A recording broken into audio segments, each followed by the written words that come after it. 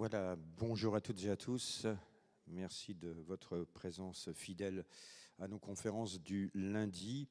Alors aujourd'hui, on va retrouver des petites bêtes avec leurs petites piqûres que peut-être certains d'entre vous ont déjà connues, mais nous sommes aussi dans une région où elles sont nombreuses, ces petites bêtes, les tiques.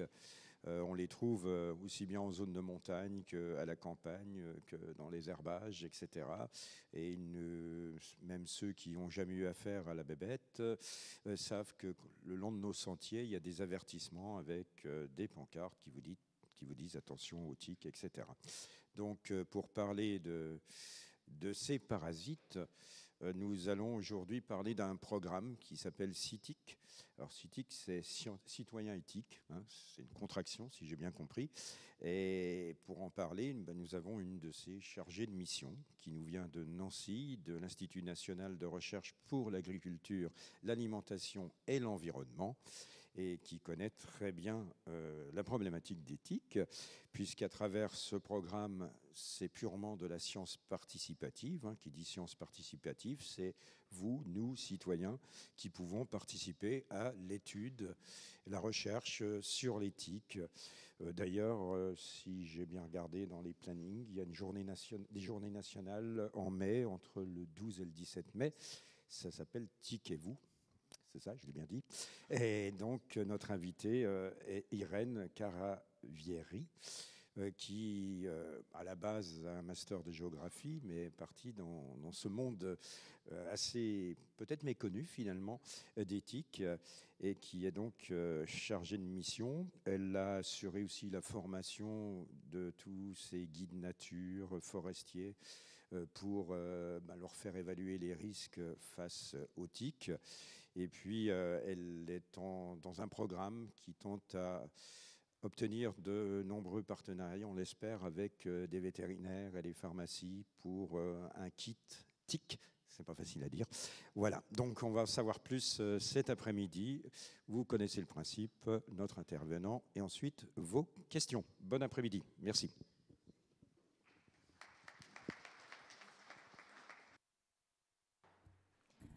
Merci beaucoup, Monsieur Marchal, merci. C'était super. Donc effectivement, c'est très bien de rappeler la semaine TIC et vous vers la fin de mai. Il y aura, je pense, des choses organisées à Strasbourg, notamment par le centre de référence sur les maladies vectorielles à TIC qui est à Strasbourg.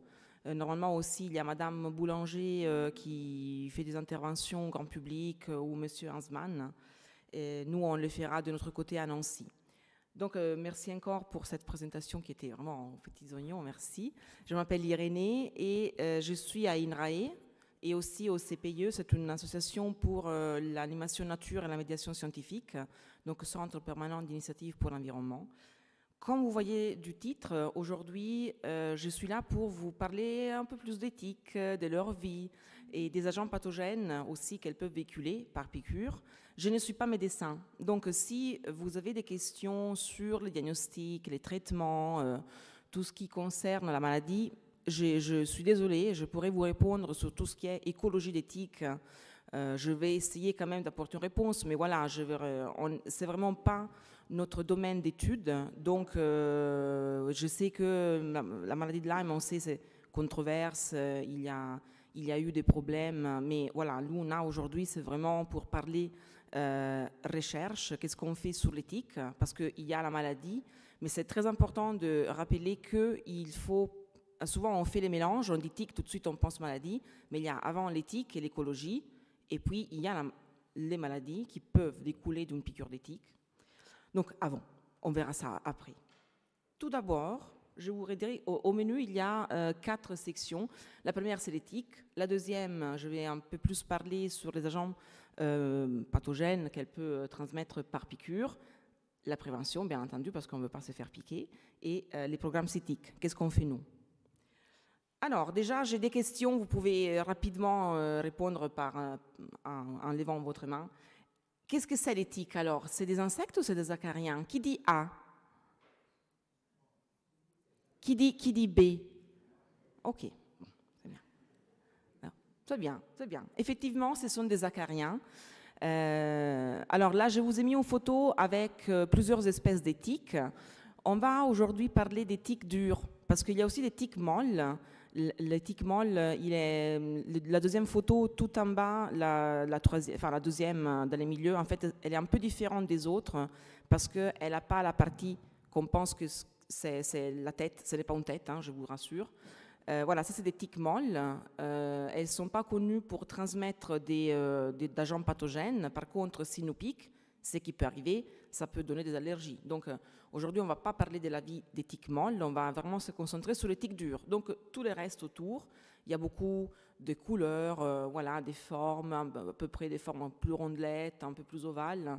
On dit dures parce qu'elles ont une partie dure sur leur corps. On la voit, c'est la partie noire, qui s'appelle scutum. Donc c'est une partie chitinisée qui effectivement est dure.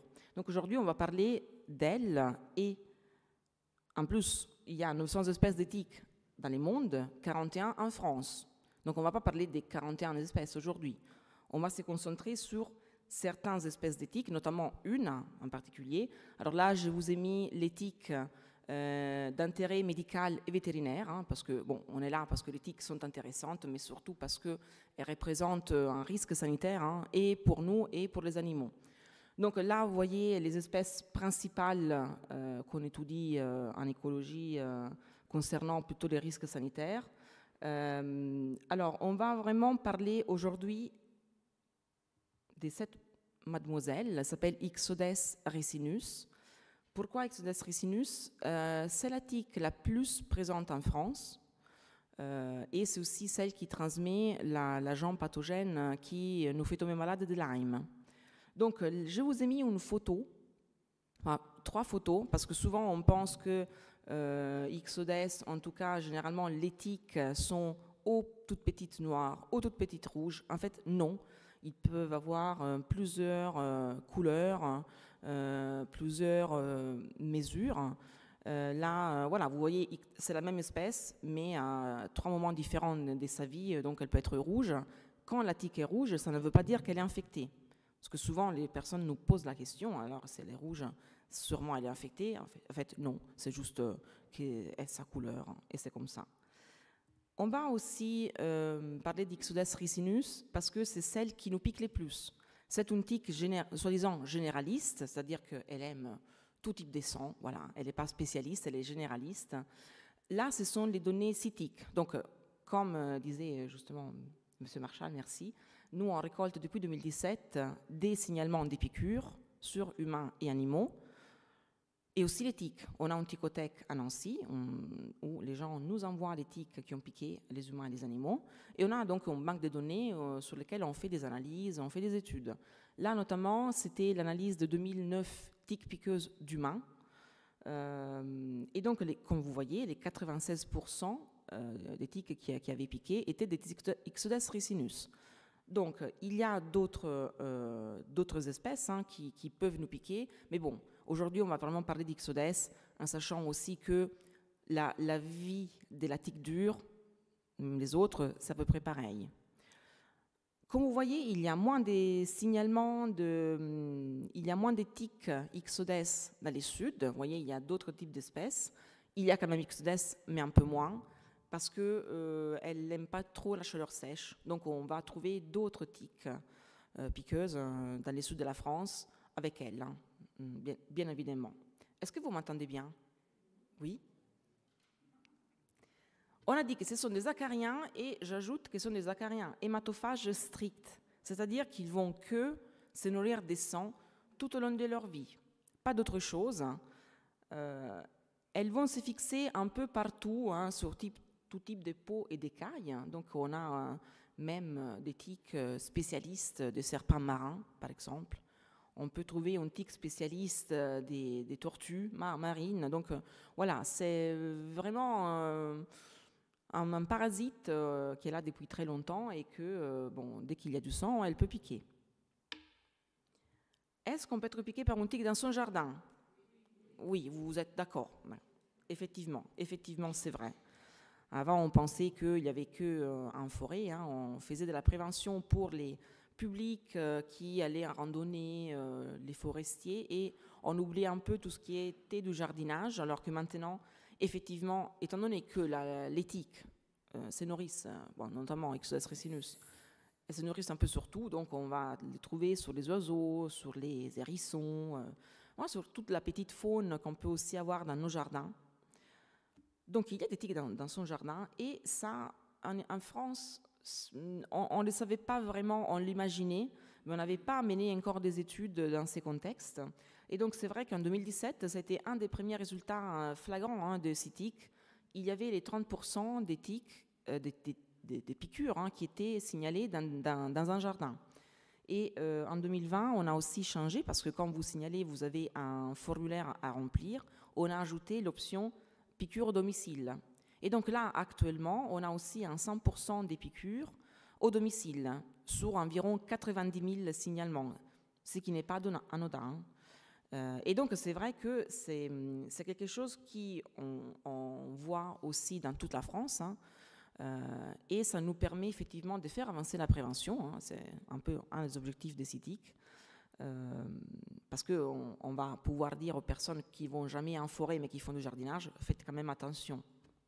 Et même chez soi, si on a des animaux domestiques, votre animal domestique vous amène des tiques, en fait, on peut être piqué aussi chez soi. Alors, les tiques repèrent leur proie grâce à leurs antennes, leur sonar, leurs pattes avant, leurs yeux. Qui dit A? Qui dit B? Qui dit C? Il y a quelqu'un qui dit D? Ok, il y a quelqu'un qui n'a pas répondu. C'est pas grave. On va les voir ensemble tout de suite. Alors, la tique, en tout cas Ixodes ricinus, n'a pas d'yeux, d'accord? Alors, toutes les tiques n'ont pas d'yeux. Il y a certaines espèces, notamment Dermacentor, elle a des yeux, mais elles sont très, très rudimentaires, donc elle ne voit pas avec les yeux vraiment. Donc, c'est pattes avant. Qui a répondu pattes avant avait bon, bien, cool, bravo. Effectivement, là, souvent, c'est pour ça qu'on pense que c'est des insectes, c'est parce que les insectes ont les antennes, les acariens n'ont pas. Mais quand elle se met à l'affût, en attente d'une proie qui arrive, elle fait ça, donc elle bouge ses pattes avant, justement pour vous sentir mieux. Elle n'a pas de nez en tant que tel comme les nôtres, mais il y a un petit organe qui est là au tout début, donc c'est pour ça qu'elle les bouge, c'est pour sentir mieux d'où ça vient, tout ce que vous sécrétez, les CO2, la sueur, etc. Ça s'appelle organe d'Haller. C'est top, ce petit organe, ça sent pas mal des choses. Et c'est un peu, je dirais pas à ses yeux, mais bon, c'est son organe sensoriel grâce à lequel elle sent ce qui s'approche. Et c'est comme ça qu'il vous détecte quand vous êtes en train de vous balader ou vous faites votre jardinage. Mais est-ce qu'elle saute? La tique ne saute pas. Et par contre, quand vous effleurez les herbes, en fait, elle a ces incroyables petites griffes. Et en plus, elle a des ventouses sur la base de la patte, là. Donc, en fait, elle monte sur vous avec ses griffes et puis elle peut se déplacer tranquillement sur vous. Est-ce que les tiques tombent des arbres? Oui. J'entends oui, j'entends. Qui dit oui? Qui dit non? Ok. Je vais vous tenir un peu en suspense pour voir après la réponse. Alors, là, très important pour la prévention. Pour décrocher la tique, il faut tourner les tire-tiques. A, dans n'importe quel sens. B, dans les sens inverses des aiguilles d'une montre. C, dans les sens des aiguilles d'une montre. Qui dit A? Qui dit B? Ok. Qui dit C? D'accord. Bon, vous êtes partagés, d'accord, c'est bien. Alors, la réponse. Dans n'importe quel sens. Donc ça aussi, il y a beaucoup d'idées reçues. Donc on travaille depuis, bon, je vous dis, ça fait bientôt 8 ans qu'on est sur les programmes et on fait des stands, on fait des événements grand public. Il y a beaucoup d'idées reçues qui reviennent. Alors ça, c'est quelque chose qui est très difficile à éradiquer. Il n'y a pas d'essence pour enlever une tique. Et je ne vous le dis pas parce que c'est drôle, maintenant vous savez une chose de plus, mais c'est parce que parfois, les personnes piquées plutôt que tourner dans le sens inverse de ce qu'ils pensaient qui était les bons sens, ils vont attendre, ils vont aller voir un médecin. Donc là, je vous dis, on s'en fiche, voilà, n'importe dans quel sens, vous la tournez, vous l'enlevez. Vous n'attendez pas en disant « Ah non, mais je ne peux pas tourner à gauche, je ne peux pas tourner à droite ». On s'en fiche. Voilà, maintenant, vous le savez. Notamment, comment elle fait à piquer. Alors, on a ce qu'on appelle rostre, ce n'est pas la tête, hein, c'est vraiment juste la partie buccale qui se sépare en palpes. Alors, les palpes, c'est un autre organe sensoriel, c'est le nom qui le dit. Hein. Quand elle monte sur vous, elle va palper la peau pour savoir où il y a un bassin sanguin assez proche de la surface. Quand elle trouve un lieu où piquer, elle va dégainer ses chélicères et elle coupe. Donc c'est pour ça qu'on dit qu'elle mord. Donc normalement, quand c'est une morsure, c'est parce qu'il y a deux, comme les araignées, il y a deux ouvertures. Et puis elle vous pique. Donc là aussi, quand vous morsure ou piqûre, j'ai envie de vous dire, on s'en fiche aussi, mais bon, maintenant vous savez pourquoi. Hein. On dit qu'elle mord et qu'elle pique, c'est la même chose. Elle vous pique avec son hypostome. C'est un peu la... Je ne dirais pas trompe, ce n'est pas les bons mots, mais voilà, vous avez compris. C'est des guillons qui rentrent, c'est par là qui rentrent les sangs, votre sang. Alors, ce n'est pas en forme de pas de vis. Vous êtes d'accord? Donc, c'est pour ça qu'on ne tourne pas à gauche ou à droite. C'est plutôt en forme d'harpon. C'est pour s'installer mieux, pour être mieux accroché. Et sachant aussi que quand elle pique, au moment de piquer, elle va sécréter, donc dans sa salive, il y a des molécules anti-inflammatoires, anti-douleurs, anesthésiantes, anticoagulantes. L'important, c'est que vous ne sentiez pas sa piqûre, parce que sinon, elle ne serait pas là, d'accord? Elle sécrète aussi une colle qui s'appelle sément hyalin. Donc, cette colle, effectivement, quand vous tournez les tiers-tiques, vous la cassez. C'est pour ça que c'est quand même mieux de tourner plutôt que juste tirer. C'est bien de la tourner, comme ça, vous cassez la colle et vous pouvez l'extraire mieux. Voilà, donc maintenant, vous savez comment ça marche. Une piqûre de tique, c'est comme ça, hop, elle coupe, petit à petit, et puis, hop, elle enfonce son hypostome, et c'est parti pour son repas sanguin. La tique, les tiques dures, notamment Exodus ricinus, ils prennent 3 repas dans toute leur vie, les mâles 2. Donc là, vous voyez, en haut, c'est des tiques non gorgées, et en bas, c'est des tiques gorgées. Donc, après un repas sanguin. L'adulte mâle, vous voyez bien, il n'y a pas de version gorgée, c'est parce qu'il ne mange pas. Quand il est adulte, il est un grand romantique, hein, donc voilà. Il ne va pas du tout manger, il ne va pas penser à ça, il va plutôt penser à se reproduire. Alors que la femelle, bon, elle doit pondre des œufs, donc elle doit absolument manger et puis être fécondée par les mâles. Donc il y a larve, c'est le premier stade, nymphe, et puis adulte. On va avoir expression sexuelle juste à l'âge adulte. Donc vous voyez, c'est pour ça aussi, en fait, la partie dure, hein, ce qu'on a dit scutum, dans la femelle, c'est juste la partie noire. Le reste, c'est élastique, parce que voilà, elle doit bien manger, alors que le mâle, il est complètement noir, il est complètement recouvert par son scutum, et donc c'est pour ça aussi qu'il ne mange pas, il ne peut pas vraiment s'égorger. Alors, les cycles de vie des Exodus ricinus.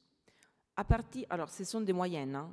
À partir de 2000 œufs, on va avoir 2 adultes. Il y a beaucoup de pertes en ligne, c'est pour ça aussi qu'il y a autant de tiques dans la nature. Alors, la mère pond les œufs.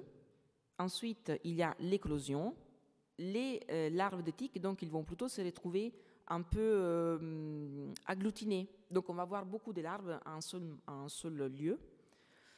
Et c'est là où ils commencent à se disperser. Qui vont manger? Où ils vont prendre leur premier repas? Étant donné que les larves, on a vu, hein, c'est moins d'1 millimètre les larves, donc c'est très petit. On ne les voit presque pas. Ils vont plutôt prendre leur premier repas sur des petits animaux qui sont au sol, notamment les rongeurs ou les oiseaux qui se nourrissent au sol. Ensuite, ils prennent leur premier repas. Une fois que le repas est fini, elles se laissent tomber. Quand ils se laissent tomber, donc ils doivent muer. Ça peut prendre plusieurs jours, hein, plusieurs semaines, parfois, selon les conditions d'où elles se trouvent. Elle devient nymphe. Alors, petit appoint, on a dit, ce sont des acariens. Alors, les acariens ont 8 paires de pattes. C'est les cousins des araignées. Ce n'est pas des araignées, mais ils ont 4 paires de pattes. Les insectes, ils ont 3 paires de pattes, sauf que la larve, elle a 3 paires de pattes. C'est pour ça aussi que parfois, les personnes pensent que ce sont des insectes. C'est parce qu'ils ont dû voir une larve qui avait 3 paires de pattes. Et en fait, non, c'est juste qu'elle aime nous confondre. Alors, elle va acquérir sa 4e paire de pattes quand elle est nymphe. Là, c'est la même chose, elle doit manger, elle va chercher encore des hôtes, hein. Elle va plutôt attendre que quelque chose ou quelqu'un passe. Elle va s'accrocher, donc encore à peu près sur des petits rongeurs, des fois ça peut être des renards.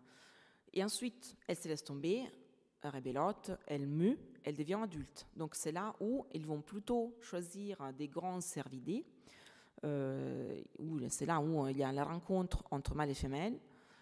Et c'est là aussi qu'il y a fécondation. Donc il faut un grand animal à la tique adulte. Ensuite, la mère se laisse tomber, le mâle va mourir après qu'il a fécondé une ou plusieurs femelles, et la mère, elle va pondre. La ponte peut durer même 1 ou 2 mois, selon toujours encore les conditions de l'environnement où elle se trouve. Elle va se cacher dans des anfractuosités du sol. Et là, donc, elle va donner vie à 2000 œufs et le cycle recommence. Donc tout ça entre 2 et 4 ans.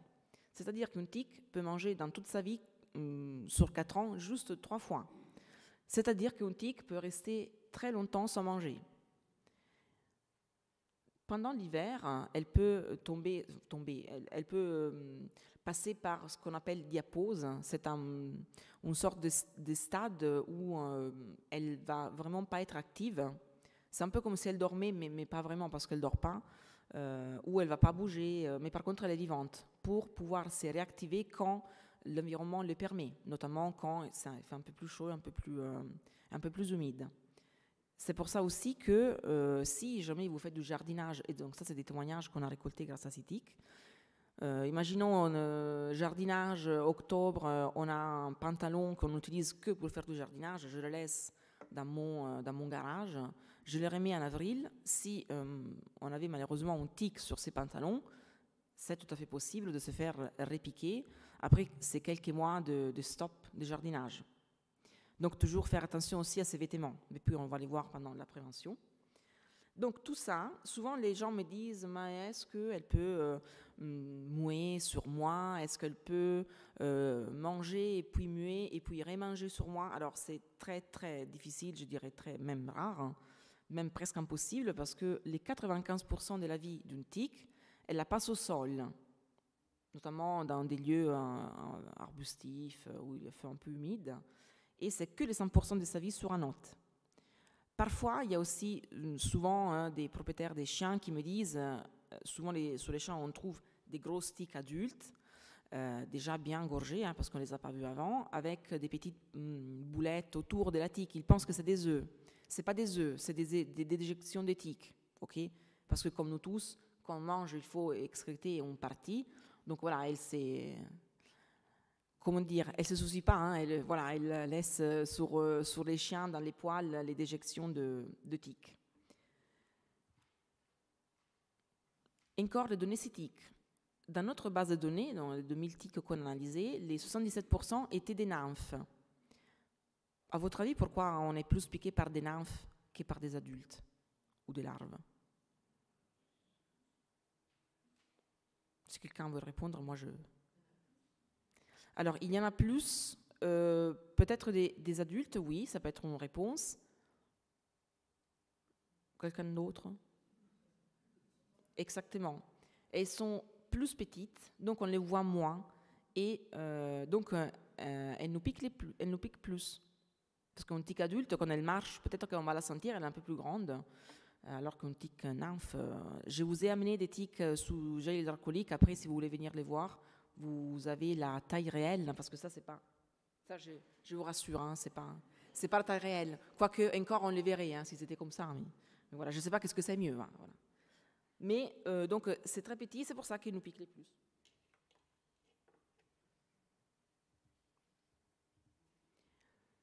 Alors, je vous ai déjà dit un peu.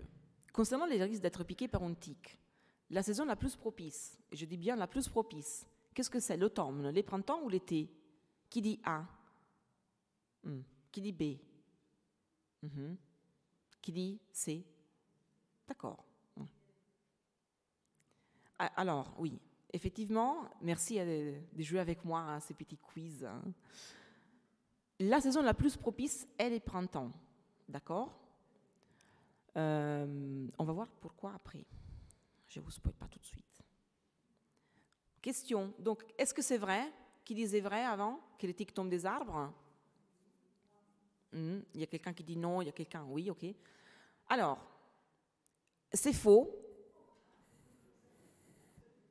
Oui, souvent, ça aussi, c'est encore une idée reçue qui est très, très difficile à éradiquer. Parce que des fois, on dit oui, il faut mettre les chapeaux, donc c'est parce que c'est pour ça qu'ils tombent des arbres, etc. Non, c'est faux. Tout comme l'effet de la saison la plus propice est les printemps.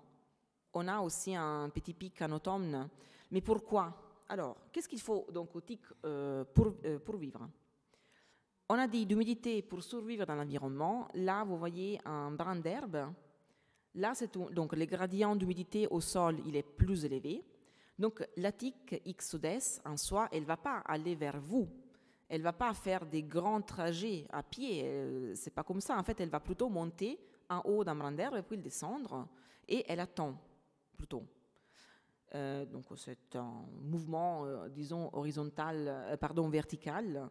Là, c'est une tique adulte. Là, vous avez une petite larve.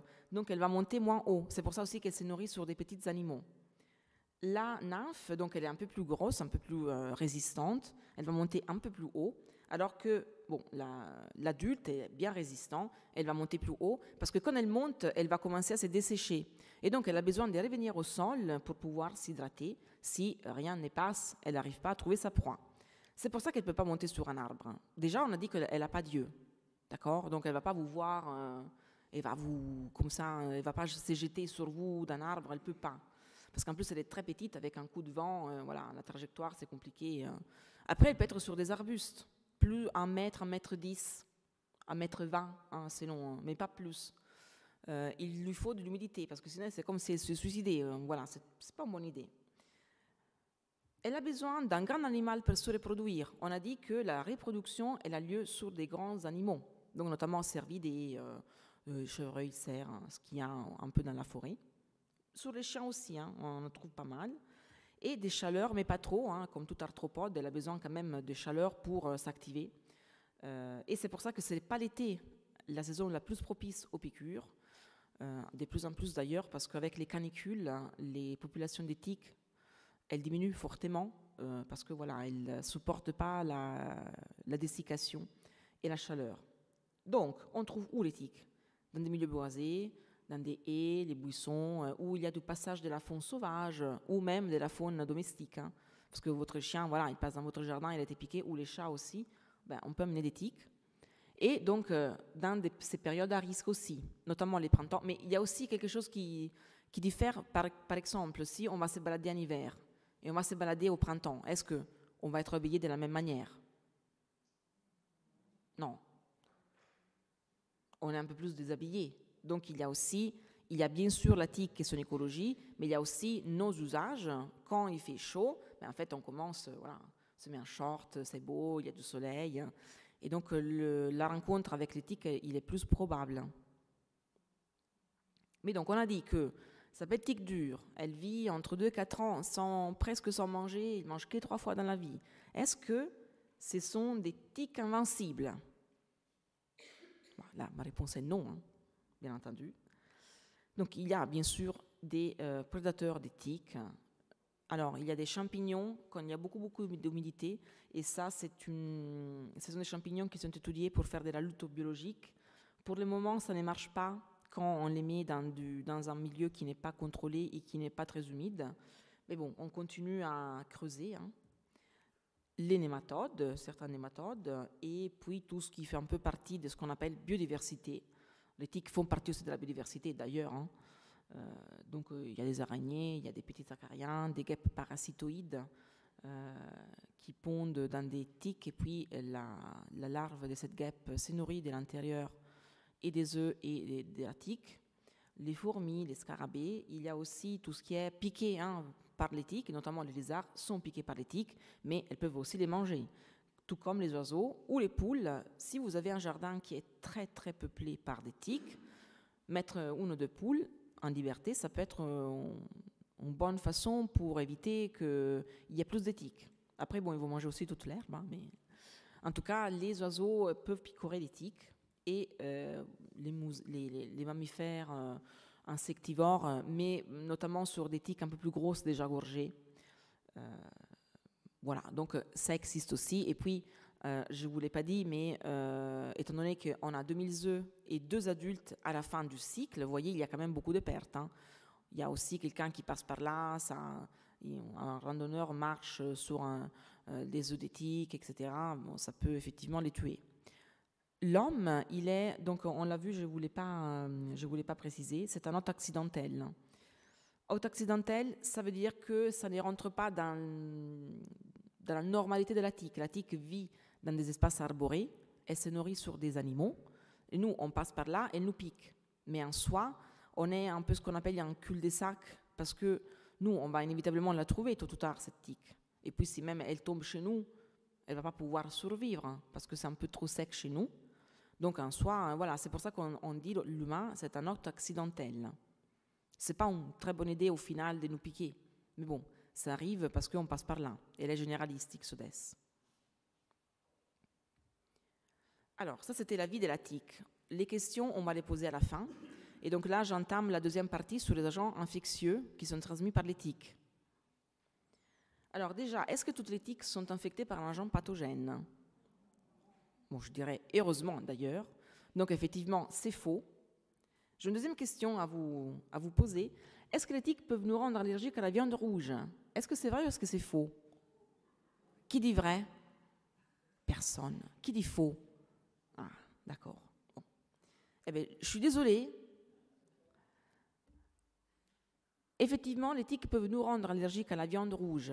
Mais pourquoi je l'ai mis avant de parler des agents pathogènes? Parce que ça, ce n'est pas un agent pathogène. Quand je dis agent pathogène, agent microbienne, voilà, il y a différentes façons, agent infectieux. C'est toujours relatif à l'humain ou à l'animal, pathogène, parce que ça nous fait du mal, ça nous fait tomber malade. Mais en soi, quand on regarde d'un point de vue plus écologie, c'est un agent microbien comme un autre, d'accord? C'est pathogène pour nous. Donc cette expression agent pathogène, c'est assez anthropocentré, donc ça nous concerne, c'est parce que ça nous fait tomber malade. Donc notamment cette allergie, ce n'est pas un agent pathogène, un agent extérieur qui vient nous faire tomber malade, mais c'est une allergie. Comment ça se développe cette allergie? Il y a un sucre présent dans la salive de la tique, donc je vous ai dit qu'elle nous coule de la salive pour pouvoir nous piquer en toute tranquillité. Et ces sucres qui s'appellent alpha-galactose, c'est pour ça qu'on entend des fois parler de l'allergie à l'alpha-gal, c'est parce que le sucre s'appelle alpha-galactose. Il est présent aussi dans la viande rouge, Ors primate. Et donc, on peut être piqué une fois ou 100 fois. On ne sait pas quand ça peut arriver, ça on ne l'a pas encore trop compris. On peut développer des anticorps à ces sucres après une piqûre de tique, parce qu'on est entré en contact avec la salive de la tique. Et donc, du moment où tu manges de la viande rouge, ben en fait, tu développes une allergie. Ce qui est embêtant, c'est que c'est très très peu souvent simultané, et donc on va avoir des crampes, des vomissements, de la diarrhée quelques heures après. Alors là, on pensait qu'il n'y avait que aux États-Unis, parce que bon, c'est déjà aux États-Unis, ils ont beaucoup de maladies de Lyme. Il y a pas mal d'études qui sont menées là-dessus. L'allergie à l'alpha-gal est connue. On pensait qu'en Europe, il n'y en avait pas, mais de plus en plus, il y a des cas qui questionnent les allergologues. Et donc, effectivement, on se rend compte qu'il y a ici aussi. Et donc, si jamais, après avoir un bon barbecue, et puis, en plus, ce qui est embêtant, c'est que ça peut suffire juste un bouillon ou encore, vous savez, les bonbons avec de la gélatine, des porcs, ça peut suffire à déchaîner l'allergie. Et donc, dans ces cas-là, il faut aller voir un allergologue. De l'autre côté, je vous ai dit qu'on n'est pas médecin. Donc, on n'est pas médecin, on ne va pas intervenir sur tout ce qui est maladie, mais on collabore avec l'équipe de la communauté médicale, donc on a déjà pu échanger avec les allergologues, et donc il y a quand même, voilà, on se parle entre médecins et chercheurs. Borrelia burgdorferi, qu'est-ce que c'est? Bon, un mot trop bien compliqué pour moi, peut-être. Une bactérie, un virus, un protozoaire. Qui dit A, vous avez les droits. OK. J'aime bien la sincérité. Qui dit B? Super. Qui dit C? OK. Et qui dit D? Donc, protozoaire, c'est plutôt parasite. OK. Alors, c'est une bactérie. Bravo pour ceux qui ont dit que c'est une bactérie. Donc là, on voit Borrelia. C'est un spirochète. Spirochète parce que c'est en forme spiralée. Il y a dedans un flagelle qui passe et qui permet à cette bactérie de bouger dans des endroits un peu visqueux. Alors, pas dans des endroits un peu liquides comme ça peut être les sangs. Par contre, c'est plaît bien dans ce qu'on est, tout ce qui est, par exemple, méninge ou synovie. Donc là, on a pris une photo de Borrelia burgdorferi sensu stricto dans l'intestin d'une tique. Imaginez-vous. Quand on dit sensu stricto, c'est une souche de Borrelia. Donc Borrelia, c'est une bactérie. Il existe plusieurs souches. Quand on dit Borrelia burgdorferi sensu lato, donc la bactérie responsable de la maladie de Lyme, on sous-entend plusieurs souches.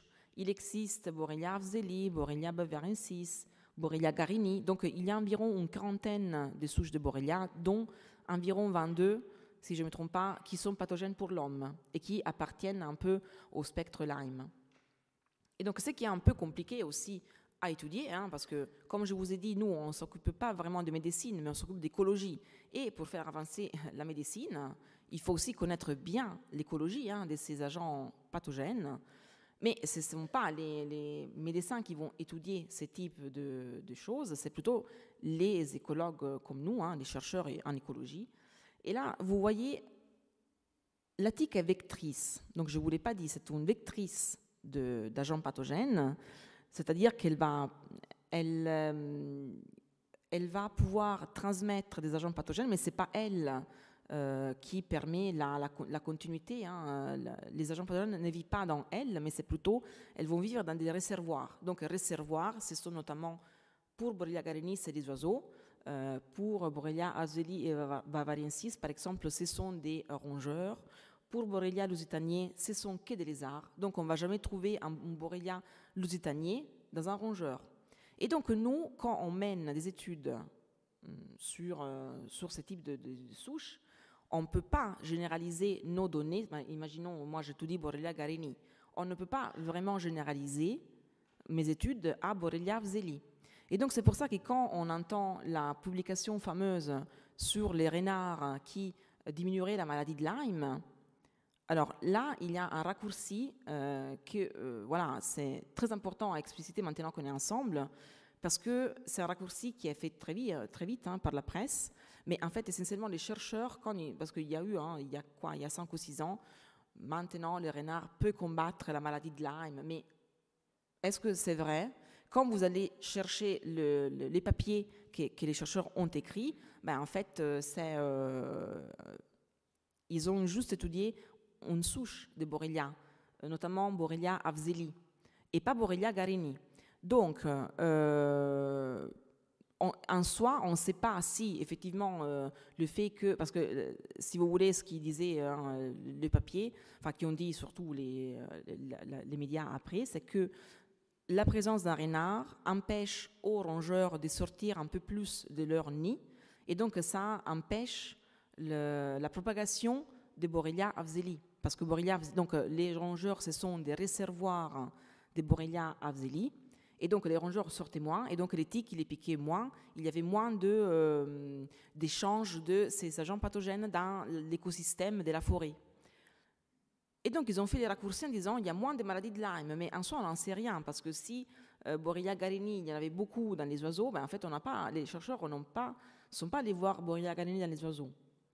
Et donc, il y a eu, nous, en tant que chercheurs, il y a eu des personnes qui sont venues nous chercher en disant « Vous devez absolument vous dire que maintenant, la maladie de Lyme est contrée par les renards et il faut faire des actions politiques. » Mais nous, en tant que chercheurs, on ne peut pas, étant donné que c'était un raccourci qui est très, très évident hein, dans la presse.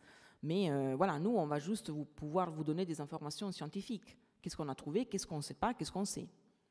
Donc là aussi, c'est toute la question sur la maladie. C'est pas facile à étudier, hein, parce que si je dois mener des études juste sur une souche, en fait, je vais prendre plusieurs années hein, d'études. Donc, je ne vais pas avoir des réponses tout de suite. Et sachant aussi que Lyme, elle a été... Donc, on a fait les liens entre maladie de Lyme, tic et Borrelia, parce qu'il y a ces trois hein, éléments qui coïncident, dans les années 70. Donc, imaginez, ça fait quoi? Ça fait environ 50 ans. C'est vraiment pas beaucoup hein, pour savoir bien, connaître, etc. On sait que c'est une bactérie, voilà, on sait pas mal des choses, mais la recherche doit continuer. Alors, on a vu qu'il y a 3 stades, donc larve, nymphe, adulte. Est-ce que, je dis aussi que la tique est vecteur, c'est-à-dire qu'elle récupère ses agents et puis, quand elle vous pique, elle vous les donne. Est-ce qu'à votre avis, les larves peuvent transmettre des agents pathogènes par piqûre? Non. Qui dit vrai? Qui dit faux? Bravo. Non, pardon, excuse-moi, c'est vrai, excuse-moi. En fait, les larves peuvent donner des agents pathogènes par piqûre. Apparemment, pas Borrelia, parce que Borrelia, il n'y a pas ce qu'on appelle la transmission des mères aux œufs. Par contre, les tiques transmettent d'autres agents pathogènes entre bactéries, parasites et virus. Donc, on peut avoir des larves, notamment Rickettsia, c'est une autre bactérie. Il y a de la transmission transovarienne. Donc, pourquoi je vous dis ça? C'est parce que j'ai déjà entendu des chercheurs même, hein, des médecins qui disaient si c'est une larve qui vous a piqué, c'est pas grave. Alors moi, j'ai envie de vous dire, même si c'est une larve qui vous a piqué, quand même observez et surveillez parce qu'on ne sait pas. C'est rare, mais une larve sans agent pathogène, on peut avoir des larves qui sont infectées. Là, je vous ai mis les cycles de transmission de Borrelia. Donc, comme je vous disais, notamment les œufs, elles ne sont pas porteuses, en tout cas, donc les larves ne sont pas porteuses de Borrelia, quoique, on a fait encore des analyses en 2024 sur des larves et on a trouvé des Borrelia dans 2 ou 3 larves qu'on a analysées. Donc, c'était des larves qui ont piqué des humains. Et donc, c'est pour ça aussi que CITIC fait avancer la connaissance, parce qu'avant, on avait juste de tests en laboratoire où effectivement, il n'y avait pas de transmission transovarienne. Mais maintenant, nous, on a vu que une larve peut être porteuse de Borrelia aussi. Donc, bon, c'est la IAJOST 2025. Hein. On va faire sûrement un article scientifique sur ça. Alors, comment elle s'infecte, la tique? Je vous ai dit, la larve doit prendre un repas décent. Si elle rencontre un rongeur ou un oiseau qui est porteur de l'agent pathogène, elle peut le récupérer à son tour.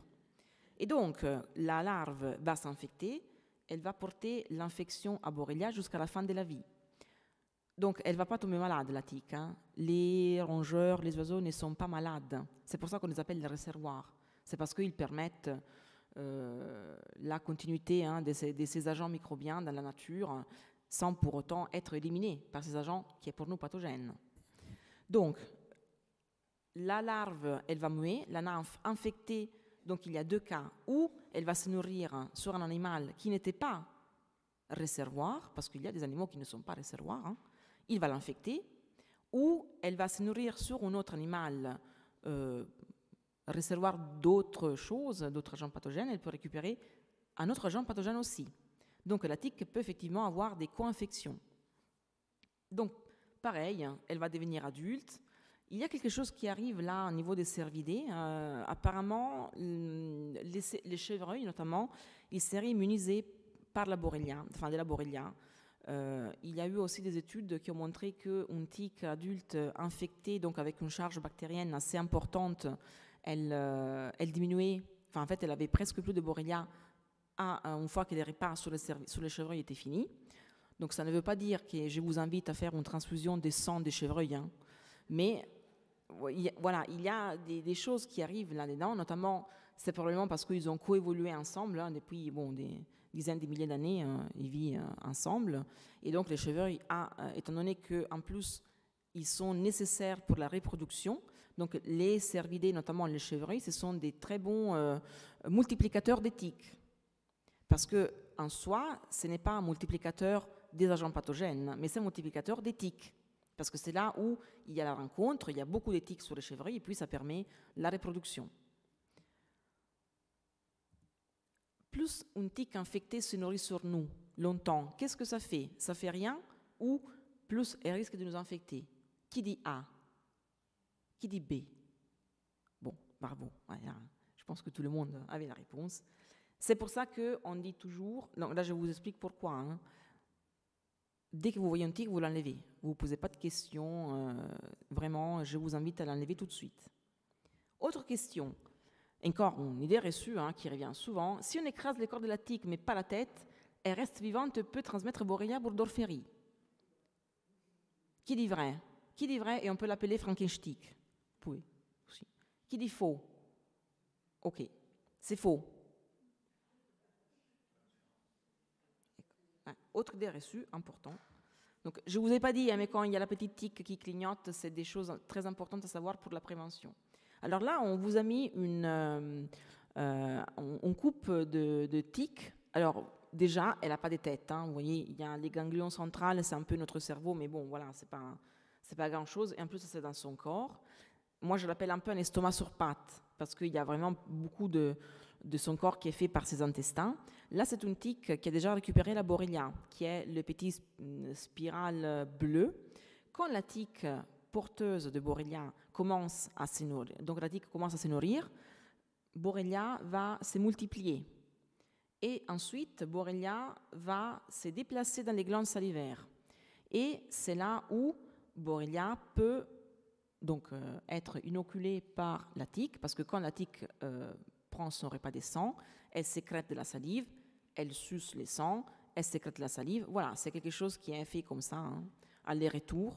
Et notamment, plus la tique reste accrochée, à la fin de son repas, cet échange, il est très rapide. Alors qu'au début, c'est juste, elle suce plus les sangs. Donc tout ça, ça prend du temps.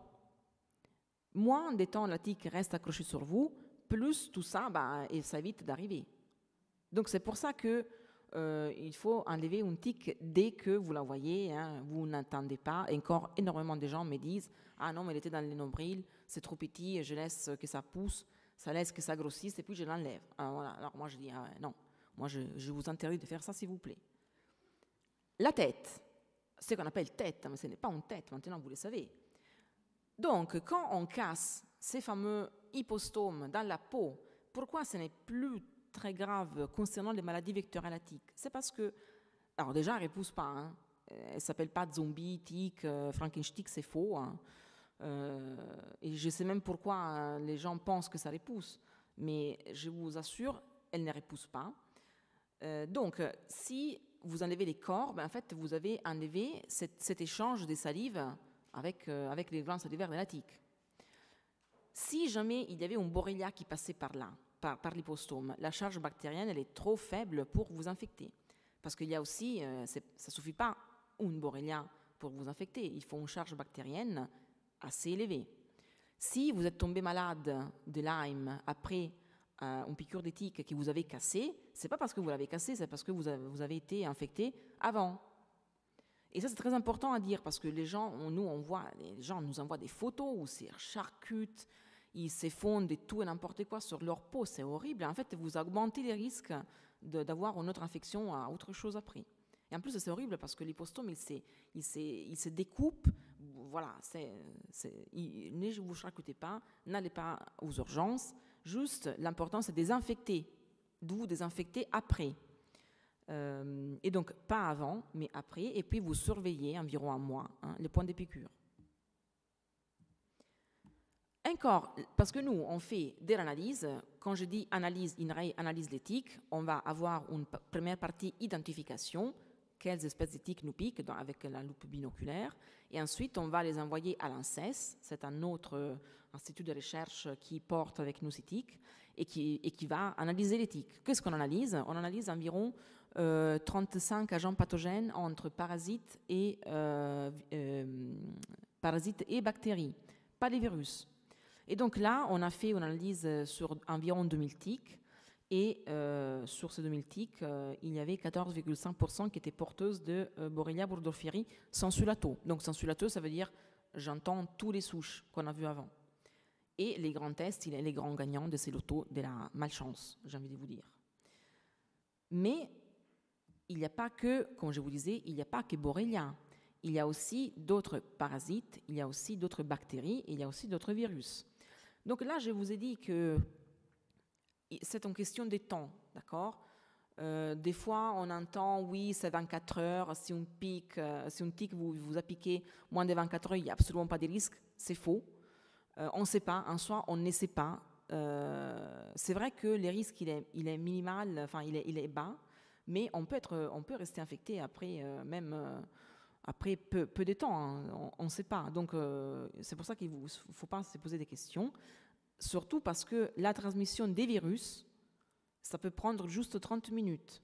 Donc, les tiques porteuses des virus, elles sont carrément plus rares, hein, mais c'est toujours pas égal à zéro.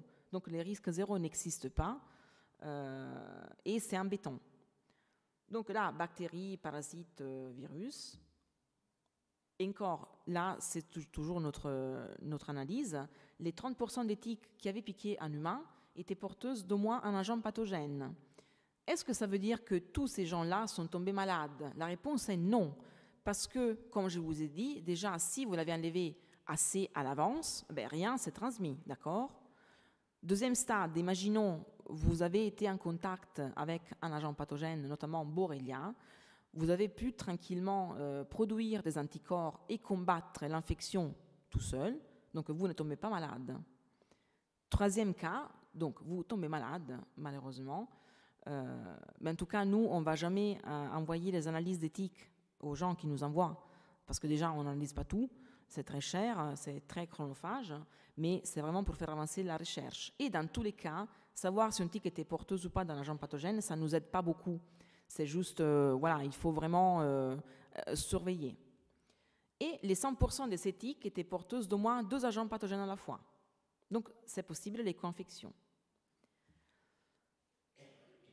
Question, souvent, ça revient, je t'ai piqué par une araignée, j'ai chopé Lyme, je t'ai piqué par un otage, j'ai chopé Lyme. Non, c'est faux, c'est pas possible. Pourquoi?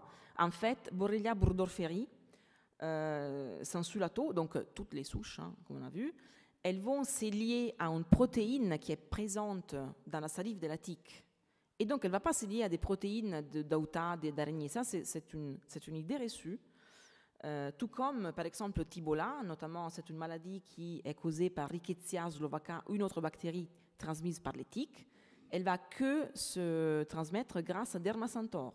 Donc, il y a eu de la coévolution entre ces tiques et ces agents pathogènes pour nous.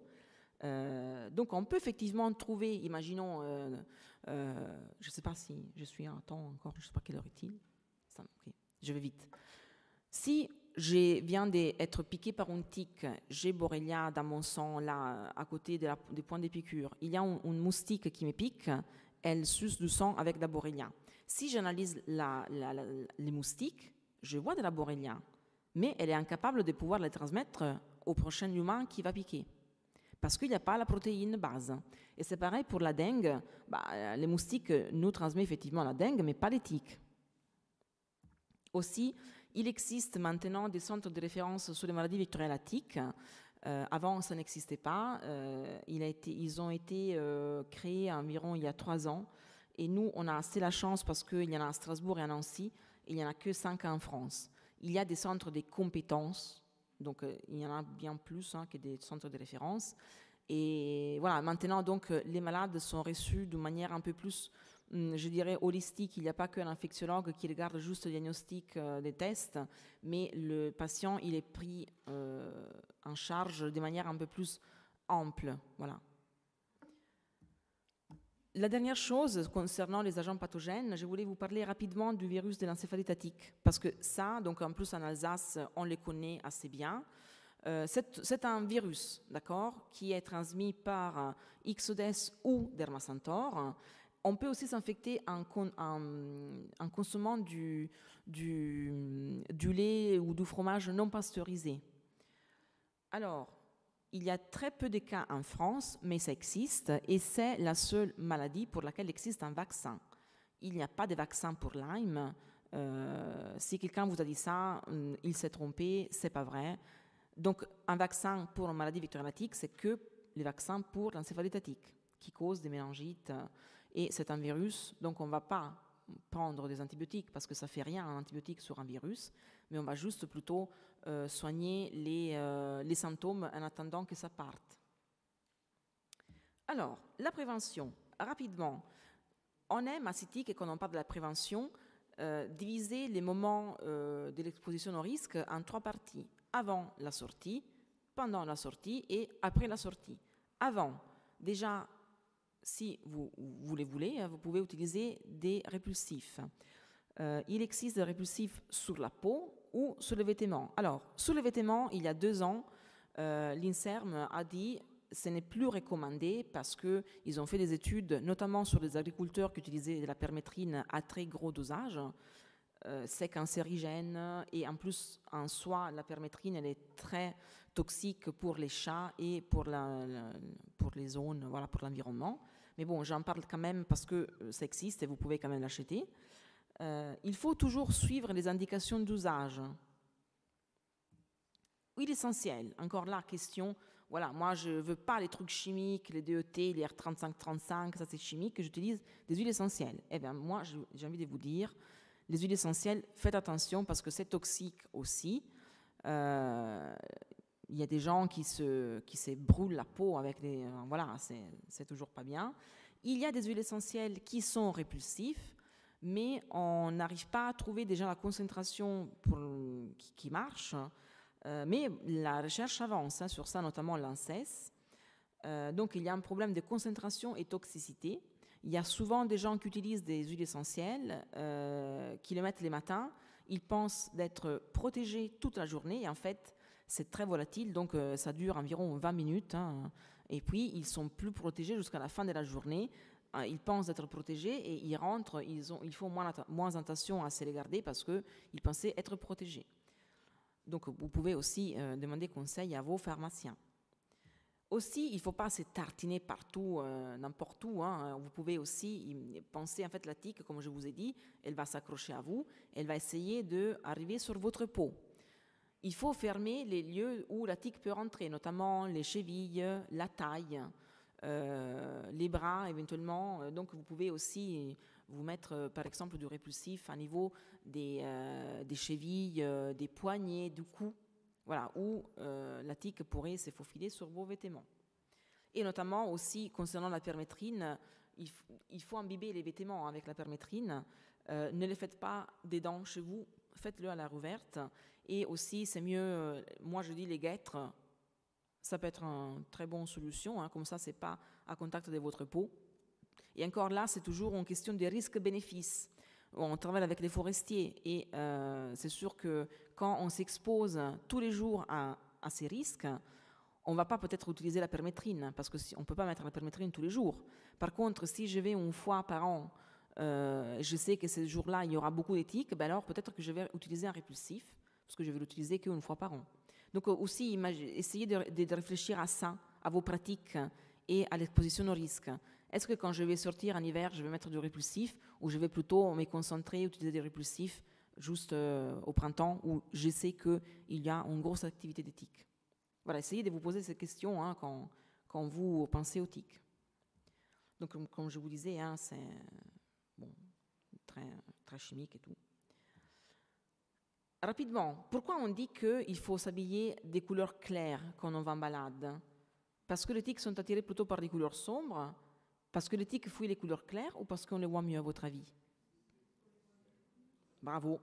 Effectivement, là encore, je vous ai dit que les tiques n'ont pas d'yeux. Donc, elles s'en fichent de la mode, du temps. Par contre, voilà, c'est pour nous. On les voit mieux quand il y a un petit machin noir qui se balade sur nous, on les voit mieux. Il faut bien se vêtir. Notamment, c'est bien de mettre les pantalons dans les chaussettes, la blouse dans les pantalons, parce que comme ça, vous évitez que les tiques rentrent. Une tique, quand elle monte sur vous, elle ne va pas vous piquer tout de suite comme les moustiques, mais elle va mettre un peu de temps, elle doit chercher où piquer, d'accord? Aussi, n'allez pas dans les endroits à risque, si vous les pouvez, bien sûr. Les forestiers vont dire, non mais c'est très gentil, hein, Irénée. Hein. Mais si vous les pouvez, restez sur les sentiers. La tique vit notamment dans les herbes, voilà. Et là, on va la trouver plus souvent. Donc, quand vous êtes en balade, regardez-vous, essayez d'utiliser un drap si vous asseyez par terre. Et quand vous rentrez, c'est très important, il faut s'inspecter. La tique aime les lieux chauds, humides, où la peau est fine, donc notamment tout ce qui est pli de la peau, zone génitale, sous les seins, les oreilles, la tête aussi. Et si vous avez une tique sur la tête, c'est parce qu'elle a grimpé jusqu'à là, c'est pas parce qu'elle est tombée par des arbres. C'est parce qu'on ne l'a pas vue. Et ou encore, les enfants souvent sont piqués à niveau visage parce qu'ils sont petits. Donc c'est sûr que s'ils sont petits et ils passent à niveau, c'est vraiment à hauteur tique. Hein. Donc c'est pour ça que souvent on dit aux parents, faites attention aux oreilles, regardez des dents aussi dans les plis des oreilles et dans les cheveux. Inspection très importante, il faut répéter aussi éventuellement le lendemain, parce que si une tique vous a piqué et vous ne l'avez pas vue, le lendemain elle sera un peu plus gorgée, donc elle est plus visible, et puis vous le sentez sous les doigts. Les vêtements, je vous ai dit qu'une tique peut rester dans vos vêtements. On a vraiment beaucoup de témoignages de forestiers qui amènent des tiques chez eux sur les vêtements. Il y a les scouts, quand ils partent faire du scoutisme, ils dorment sur leurs vêtements utilisés la journée. Il y a beaucoup de piqûres parmi les scouts. Donc, c'est vrai qu'on ne peut pas s'amener un lave-linge quand on fait du scoutisme, mais on peut imaginer par exemple d'éviter de dormir sur les vêtements utilisés. On peut éventuellement porter un change de plus et les changes qu'on a utilisés une journée, on les met au soleil, bien au soleil exposé, comme ça les tiques avec la chaleur ils vont se laisser tomber, par exemple. En tout cas, quand vous rentrez, ça serait bien de ne pas mettre vos vêtements sur les lits, sur les canapés, mais vous pouvez ou les laver à 60. Je vous ai dit que la tique, en tout cas Ixodes, n'aime pas la chaleur sèche. Vous pouvez aussi directement les mettre au sèche-linge, au moins 1 heure. Et donc là, c'était nous au laboratoire Tout Chercheur, parce qu'il y a un laboratoire ouvert au public où vous pouvez venir faire des stages citoyens.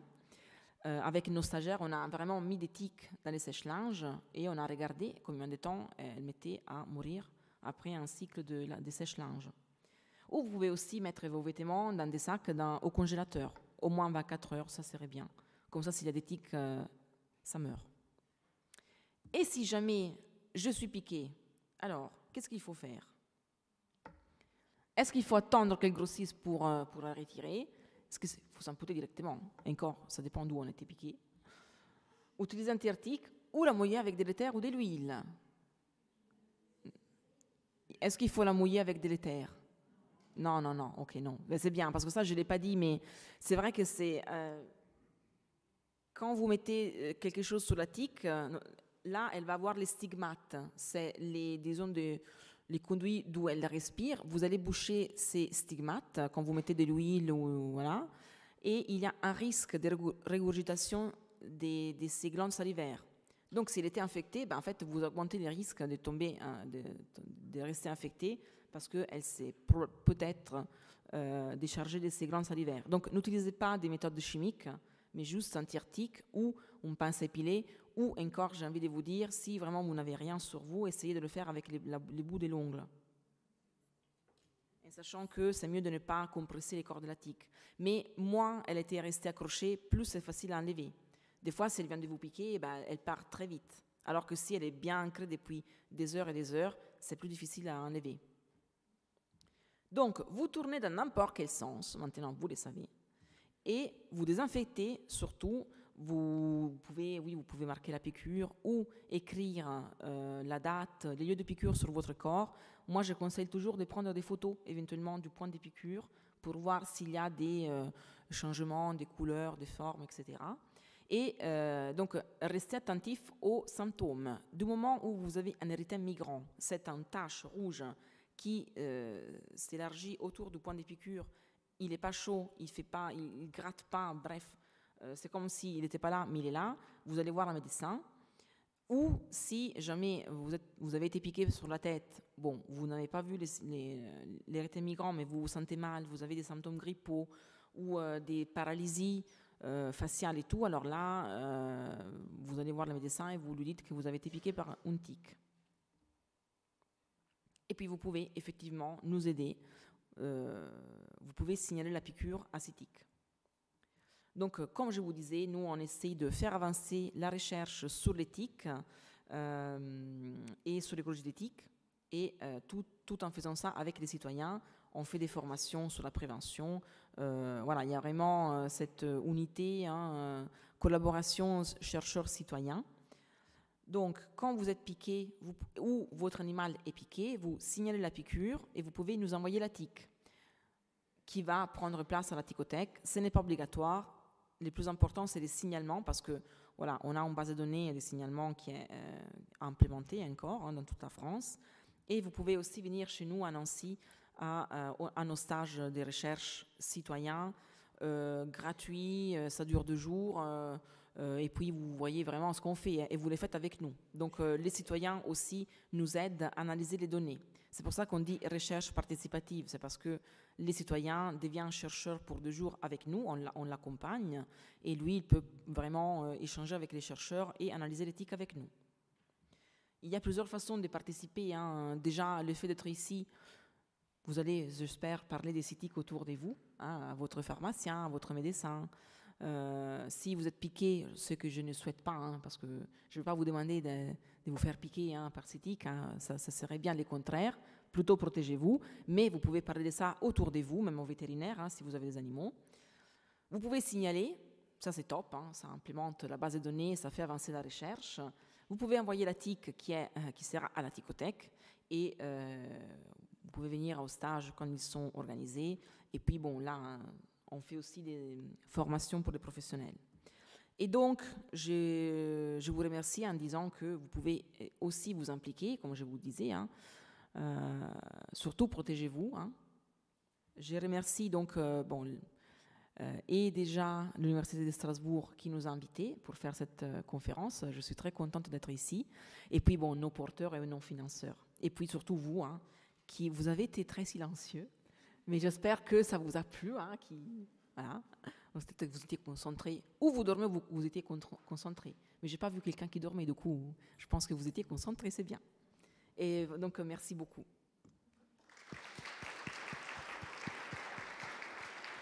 Voilà, maintenant, chacun a le droit de ne pas être silencieux pour poser une question. Qui a une question à poser ? Moi, j'en ai une. Quand on envoie une tique, il y a quelque chose de particulier à faire pour l'envoyer. S'il n'y a pas de questions, c'est parce que j'étais super claire. Bien. Alors, envoyer la tique. Là, je vous ai amené des kits de collecte. Donc, vous avez dedans les formulaires où il y a quelques questions à répondre, ce n'est pas grand-chose, et un petit tube où vous mettez la tique.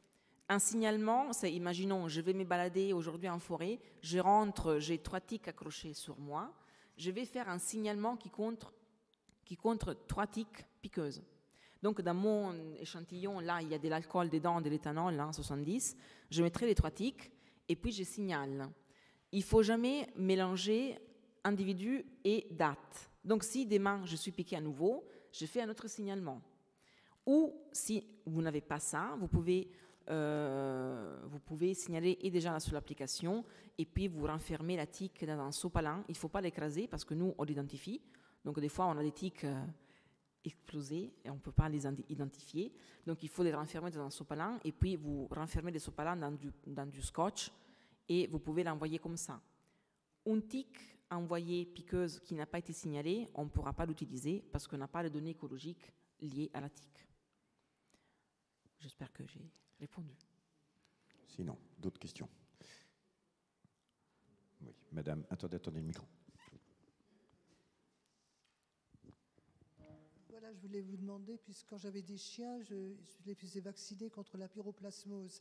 Donc, qu'est-ce que c'est ? Parce qu'en fait, compte, c'était pour les protéger. Oui. Mais, parce qu'il y avait ce pyroplasme qui, normalement, était transmis. Alors regardez, j'ai même les messieurs, la dame, Non, ça t'intéresse aussi avec les chiens. Mais ça marchait bien d'ailleurs. Hein. C'est quoi ça?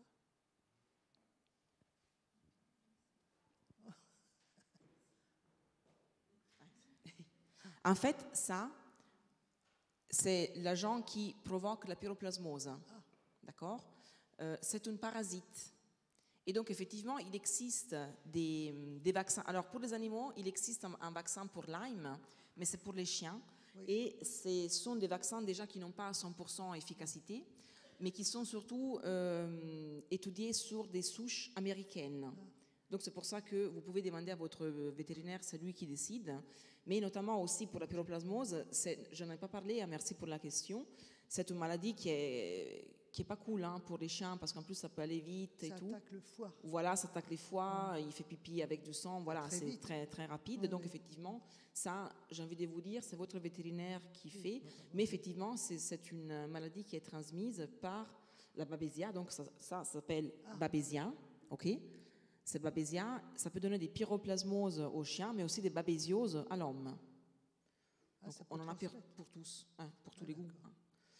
Mais voilà, il n'y a pas de vaccin pour l'humain. On ne marche pas vraiment de la même manière. Donc, bon, on est en train d'étudier un vaccin pour Lyme, hein, pour l'homme, mais on est encore en phase 3. Ils sont en train de juste faire des tests maintenant sur les humains. Peut-être que d'ici quelques années, si ça marche, peut-être qu'on aura un vaccin Lyme. Oui. D'autres questions? Oui. Attendez, Madame Ouf. Je vous écoute. Hein. Merci. J'aurais bien aimé savoir comment j'ai pas compris comment les larves pouvaient elles-mêmes être contaminées par Borrelia. Alors, oui, les larves peuvent être contaminées via une transmission transovarienne. Notamment, je parlais des Rickettsia. C'est une bactérie qui passe de la mère aux œufs. C'est rare, mais ça existe. Ou sinon, aussi, une larve peut être infectée parce que, imaginons, une larve commence son repas sur un écureuil. Ok? L'écureuil, à un moment, il se gratte. Il arrive à enlever la larve. La larve, il a déjà eu le temps de s'infecter. Donc, elle doit reprendre son repas. Donc, il doit recommencer son repas. À ce moment-là, la larve, elle est infectée. Ça dépend de quel agent pathogène, effectivement. Mais j'ai envie de vous dire, c'est rare, hein, mais comme je vous disais, les risques zéro n'existent pas. Deux questions, s'il vous plaît. Au début, vous avez indiqué comment la tique repère ses proies. Moi, j'ai toujours entendu dire que c'est un système de radar infrarouge. Et là, vous avez plus parlé d'odeur. Oui. Voilà, si vous pouvez un peu revenir développer un peu plus là. Et deuxième question, donc si j'ai bien compris, pour envoyer acétique, soit on prend le kit, soit donc sopalin et scotch, et puis ensuite enveloppe. Et si on souhaite juste s'en débarrasser comme ça, plutôt quoi, poubelle Alors, très bonne question, merci. Donc la première réponse, elle n'a pas d'infrarouge, mais c'est plutôt, comme je vous disais, c'est un organe sensoriel, l'organe de l'air. Elle va plutôt sentir les vibrations et ce qu'on sécrète. Donc voilà, les CO2 ou encore l'odeur donc ça, c'est la première réponse. Deuxième réponse. Ça peut être plus attiré par certaines peaux que par d'autres. Alors ça, c'est aussi une idée reçue. Très bien, merci pour la question, parce que normalement, j'en parle et aujourd'hui, je n'en ai pas parlé.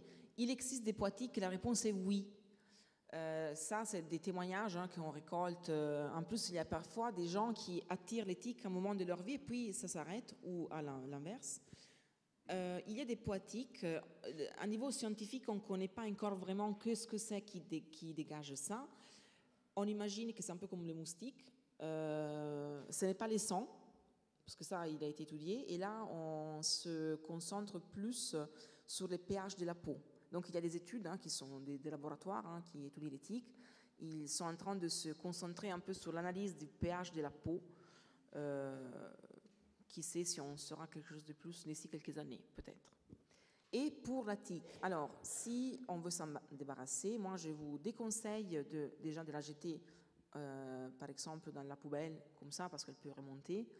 Pareil, dans les lavabos, une animatrice nature avec qui je travaille, elle avait jeté un Dermacentor.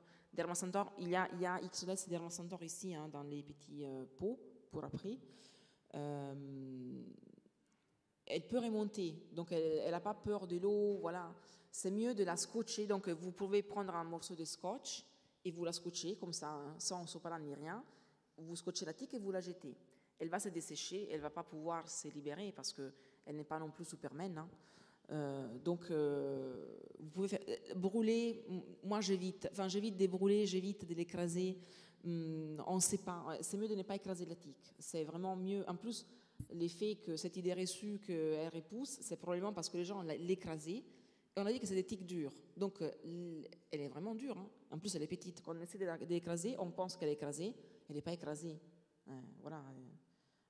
Les trucs kitinisés, il est vraiment très dur. Donc, c'est difficile à exploser. Donc, voilà. Moi, je vous conseille du scotch, si vous l'avez. Sinon, vous, je ne sais pas. Si vous n'avez pas de scotch, éventuellement, oui, brûlez-la au pire. Hein, mais oui.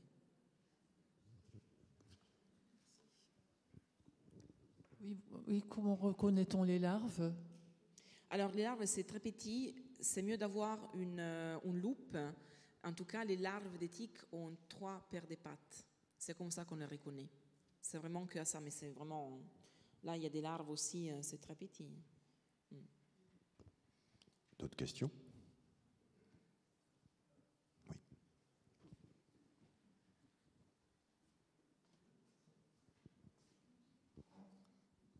Oui, merci.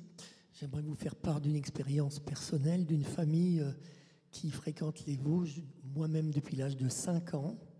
Donc ça fait près de 70 ans. À la recherche, et là c'est un des 2 premiers éléments, enfin une première question. Pour moi, l'éthique, c'est le moment où on va cueillir les framboises sauvages, ramasser les myrtilles, ou bien aux champignons. Donc c'est la fin de l'été et c'est l'automne. Et c'est à ce moment-là qu'on est particulièrement vigilant. On a construit un chalet dans les Vosges, dans la vallée de Munster, dans le massif du Honeck. Et chaque retour de cueillette, on était sous la douche, entre garçons ou entre filles, à chercher partout s'il n'y avait pas quelque part des tiques. Et c'est un premier aspect. Et bon, ça avait un côté sympathique aussi, bien sûr, mais, et festif, mais on était accompagné par nos chiens. On a toujours eu beaucoup de chiens avec nous, différentes races, essentiellement des bassets. Poils courts, c'était plus facile. Poils longs, c'était plus difficile. Et surtout, en dernier lieu, bassets artésiens. Et j'étais devenu le spécialiste du cache-nez, pour ne pas nommer l'endroit où nous allions dans notre chalet, et puis tout autour faire les cueillettes. Et les chiens, il fallait très soigneusement les épouiller, si on peut dire, ou les étiquer. Et en fait, j'avais mis au point une technique, parce que le tire-tique risquait de briser, d'arracher la tête, et j'avais une technique qui m'était personnelle et qui a été, en fait, très efficace. Coton-tige, trempé dans soit de l'éther, soit de l'alcool, pour que la tique soit cuitée, anesthésiée, et tout de suite après, une goutte d'huile alimentaire. Et à ce moment-là, elle n'avait pas eu le temps de s'accrocher, et elle sortait avec un morceau de papier WC. J'en ai retiré des milliers des différents chiens qu'on a eus ou qu'ont eu nos amis. Et c'était une technique, je sais que le pharmacien, il vendait plus de tire-tique. Et il a dit, écoutez, ça marche tellement bien. Ah oui, ça marche bien. Et on récupère tout. À chaque fois, la tête n'était pas arrachée. Franchement, comme je vous disais, maintenant vous savez que c'est pas grave si vous laissez la tête. Ça peut s'enquister. Oui, mais ça va s'enquister, peut-être que ça va gratter un peu. Mais après, c'est comme une écharde, parce que vous allez voir, hein, les tiques comme elles sont, c'est vraiment très petit. Donc, si ça gratte, c'est normal. Ça peut être en fait, on fait une petite allergie à la salive de la tique. C'est pour ça que d'ailleurs, quand elle nous pique, on les sent un peu après. Hein, ça gratte un peu, ça gratouille, ça dérange. Notamment, c'est un effet de la salive de la tique. Quand vous mettez de l'huile, de l'éther, mais ça marche incroyablement bien. Ça dure. Mais par contre, vous augmentez les risques de rester infecté si la tique est infectée. Parce qu'avec un système chimique, la tique, elle est là depuis 100 millions d'années. Hein. On a trouvé les tiques dans des lambres, à côté d'une... Là, je n'ai pas la photo, c'est dommage. Mais en tout cas, on a trouvé les tiques à côté d'une plume de dinosaure. Sur le site internet CITIC, si vous allez les voir, on a publié l'article. Donc, elles sont là depuis à peu près 100 millions d'années. Donc, la tique, elle connaît les stress mécaniques. C'est-à-dire que les animaux, voilà, ils se font de la toilette, ils se grattent, ils se lèchent, etc. La tique, elle est baladée par-ci, par-là et tout. Elle ne connaît pas les stress chimiques. Donc, quand vous mettez un goutte d'huile, déjà, elle sent quelque chose qu'elle ne connaît pas. Du coup, c'est la panique. Et en plus, comme je vous disais, vous bouchez les stigmates. Donc, c'est sûr que c'est très rapide. Mais le risque est qu'elle régurgite la contenance de ses glandes salivaires. Si la tique n'est pas porteuse, tant mieux. Si la tique est porteuse, c'est un problème, parce que vous augmentez les risques. Donc moi, personnellement, sur un chien, bon, il y a quand même des maladies qui sont données aux chiens. Moi, je déconseille de faire cette technique. Et effectivement, ça peut être vraiment embêtant avec les tire-tiques, parce que il faut être là, s'il y en a beaucoup, il faut tourner. Je sais, mais tout de même, je continue à dire c'est mieux d'utiliser une méthode mécanique. D'ailleurs, il y a aussi des tire-tiques où vous posez votre tire-tique sur la tique et puis vous tirez, donc il ne faut pas tourner le truc. Et ça vient. Et ça peut aussi, où il y a des cartes, mais les cartes aussi, ce n'est pas très pratique. Donc, c'est vrai que voilà, ça marche très bien, ça marche très vite, mais voilà, moi je déconseille, même les terres, on utilisait ça il y a 20 ans, maintenant on sait qu'il y a un risque de régurgitation qui est assez important. C'est mieux que vous laissiez la tête, enfin ce qu'on appelle tête, plutôt que utiliser une méthode chimique. Et concernant par contre la présence des tiques dans l'environnement, c'est vrai que ça dépend aussi du climat, c'est-à-dire qu'effectivement dans un climat océanique, on va avoir la période des tiques un peu plus allongée parce que c'est un peu plus humide, un peu plus chaud, plus longtemps dans l'année, alors que dans des zones à un climat continental, on va avoir des gros hivers très froids, des gros étés avec beaucoup de chaleur. Et donc, elle est un peu différente en fait. On trouve plus de tiques, par exemple, même un peu plus tard dans l'année ou plus tôt dans l'année en zone océanique. Donc même en février, on peut avoir déjà les tiques en activité si c'est une zone déjà où le climat est doux, humide, comme ça peut être par exemple en Bretagne ou encore dans l'ouest. Voilà, je vous propose d'en finir là, parce que s'il y a des personnes qui veulent venir vite faire voir les petites bêtes, c'est l'occasion. Voilà, merci encore à Irène. Je vous en prie. Et juste pour finir, notez bien qu'on vous donne seulement rendez-vous le 28 avril, puisque la semaine prochaine, c'est les vacances universitaires. Ensuite, c'est le lundi de Pâques. Donc, j'en profite pour vous souhaiter de bonnes périodes pasquales. Voilà, au 28 avril. Merci. Bonne fin de journée. Si jamais il y a mon adresse mail, si vous avez des questions, n'hésitez pas à m'envoyer un mail.